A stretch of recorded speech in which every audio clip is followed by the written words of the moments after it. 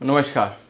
Finally data आ चुका है और अभी तक मैं कोई भी अनऑफिशियल खबर नहीं थी, मेरे पास कोई भी ऑफिशियल खबर नहीं थी, इसलिए मैं कोई भी वीडियो मैंने नहीं बनाई थी इस टॉपिक पर। आल्दो यूट्यूब पर ऑलरेडी बहुत सारी वीडियोस अवेलेबल हैं। अगर आप देखोगे तो बहुत सारी वीडियोस अवेलेबल हैं। कल की मैराथन आप लोगों ने ली होगी, 9 घंटे जो मैंने पढ़ाई कराई थी आप लोगों को ईवीएस के। अगर नहीं देखिए वो क्लास जाके जरूर देखो। 9 आवर्स की क्लास हुई है, 9 घंटे पढ़ाई ईवीएस आप लोगों को फ्री ऑफ कॉस्ट यूट्यूब पर। तो जितने भी छात्र वो वीडियो भी जरूर देखना जाकर। दूसरी चीज, हम लोगों के मेरे पास में 40 से ज्यादा परसेंट स्टूडेंट ऐसे आ रहे हैं जो ये कह रहे हैं कि सर हमने कहीं ना कहीं पेड बैच लेके बहुत बड़ी गलती कर दी, वहां क्लासेस नहीं चल रही हैं, हमें कोई रिफंड नहीं दे रहा है। तो उनका भैया मेरे पास सॉल्यूशन एक ही है कि अब यहाँ पे बैच ज्वाइन कर लो। और वैसे छात्रों के लिए कुछ बेसिकली क्या है कि कॉस्ट इफेक्टिव भी करा दिया थोड़ा बैच, क्योंकि अभी 1 ही महीना बचा है तो सस्ता भी हो गया है बैच। अब भी टाइम है, मैं मना नहीं कर रहा हूं। अगर आपने कहीं और ले लिया और आपको पसंद नहीं आ रहा है, टेक्स्ट बुक ट्राई करके देखो। अगर यहां भी पसंद आए तो फिर मैं रिफंड करा दूंगा, don't worry. By the way total application है 63,000। बैच कैसे लेना वो मैं वीडियो के लास्ट में बताऊंगा, ठीक है? थोड़ा सा समझ लो अभी अगली। चलो वही बता देता हूं पहले।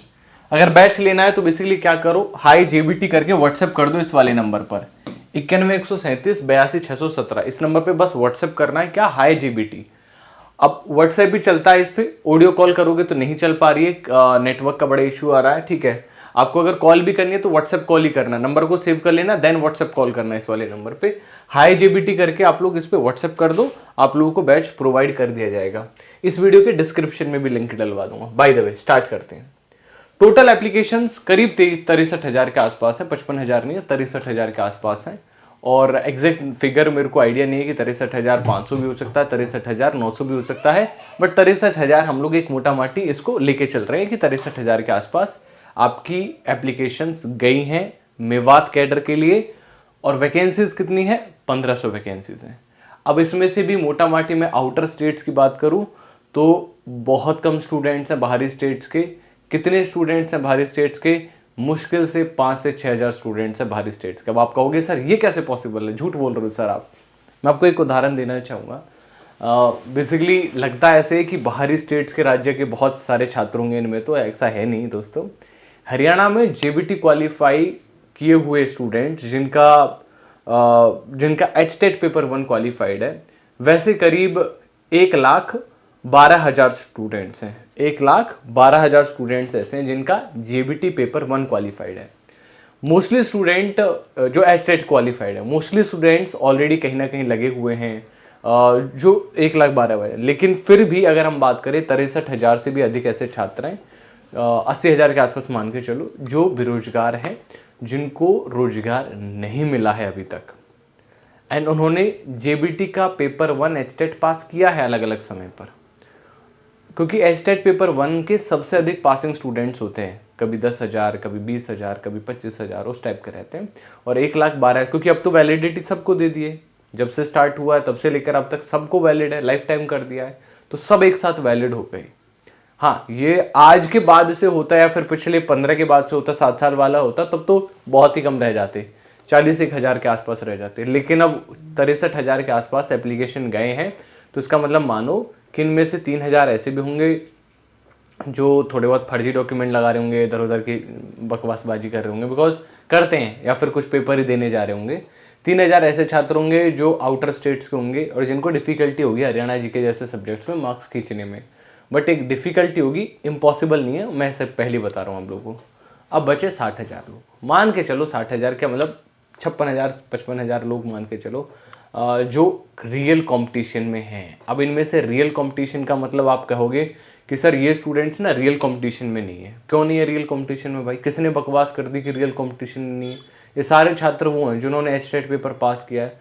तुमने और इनमें क्या अंतर है बता दो? कोई अंतर नहीं है। यानी कि ये सब के सब सीरियस कैंडिडेट्स हैं। नॉन सीरियस कैंडिडेट्स तो बिना एचटेट के छट जाते हैं, आप समझ रहे हो? बहुत सारे लोग आके यहाँ पे रूल जलूल बातें कर रहे थे, नहीं किसी ने फॉर्म भर दिया, ऐसे भी है, ऐसा कुछ नहीं है। सब लोग सीरियस हैं। कहीं तुम लोग ये सोच रहे हो कि भाई सीरियस नहीं है, सब लोग सीरियस हैं, है ना? और क्योंकि ये वो छात्र हैं जिन्होंने एचटेट पेपर 1 पास किया है। कोई भी ऐसा नहीं है कि भाई फॉर्म भर दिया, वो छात्र होते हैं जिन्होंने एचटेट का फॉर्म भर के आ जाते हैं, तैयारी नहीं होती है। लेकिन ये जेबीटी का पेपर है और इसके लिए हर कोई अच्छा स्टूडेंट मिलेगा आप लोगों को।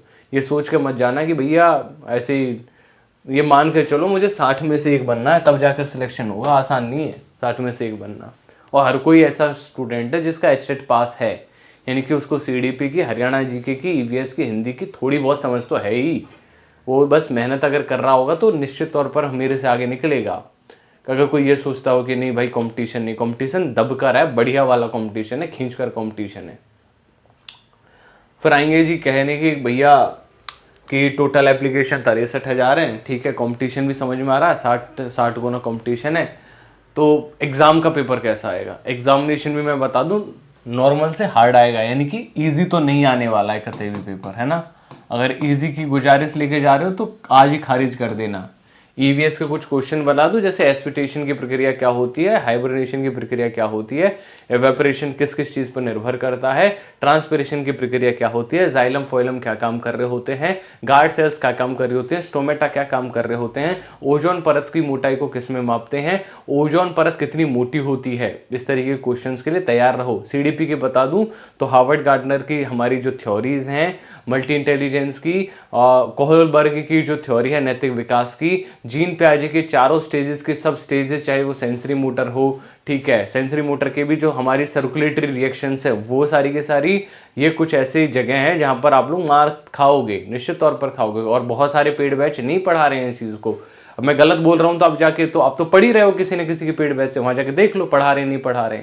मैं तो बुरा नहीं बोल रहा किसी का भी, मेहनत कर रहे हैं, लेकिन मुझे पता है ना कि उनको नहीं पता कि एग्जाम में क्या आने वाला है, ठीक है। मुझे भी एक्चुअली, अब आप तुम मेरे से कहोगे सर क्या आपको पता है, अरे भैया इतनी कंपटीशन की तैयारी कराई है, एचएससी की तैयारी कराई है, इतने सारे छात्रों को पढ़ाया है, ऑलरेडी समझते हैं कि एचएससी किस लेवल का पेपर बना सकता है और एचबीएससी किस लेवल का पेपर बनवा सकता है, समझते हैं। और पिछले 8-9 साल से इसी चीज में कोई बाहर से आके कोई ये तो है नहीं कि मटर छीले हैं, है ना। यही काम किया, और क्या काम किया, स्टूडेंट्स को क्वालिफाई कराया, पेपर में पास करा के उनको टीचर बनाया। जाके देख लो, हिस्ट्री देख लो, और ना जाने कितने ऐसे छात्र हैं आप में से जो मेरे से कभी ना कभी जरूर कभी ना कभी पढ़े होंगे ईवीएस टेट के लिए, एच टेट के लिए, कभी ना कभी। इस बार फिर एच टेट के लिए पढ़ाऊंगा। बाय द वे, कुल मिलाकर बात ये कि भैया अगर आप में से कोई भी तैयारी कर रहा है तो कंपटीशन हाई लेके चलना, तैयारी करनी है तो हाई जेबीटी 9137 82 670 पर भेज देना। आज डिस्काउंट प्राइस है, तो डिस्काउंटेड प्राइस में हम लोगों ने पहले 1000 रुपये हुआ करता था, अभी के लिए ये अब 800 रुपये है। रीज़न है उसके पीछे क्योंकि अब एग्जामिनेशन नज़दीक आ गया, आपको एक महीने का अब आपको रिकॉर्डिंग से कवर करना होगा। जो लाइव क्लासेस गई हैं पिछले 15-20 दिन में, वो अब आपको रिकॉर्डिंग में कवर करनी होंगी, फास्ट पेस पे जाके कवर करनी होंगी। एंड जितनी फास्ट पेस से हमने पढ़ाया है, हमारा 37% सिलेबस पूरा भी हो गया है, एंड एक महीने के अंदर हम पूरा 60% जो बचा हुआ सिलेबस है वो भी पूरा कर देंगे। मतलब हम लोगों ने 20 दिन में 37% सिलेबस कवर कर दिया अपना, लगभग 40% सिलेबस कवर कर दिया।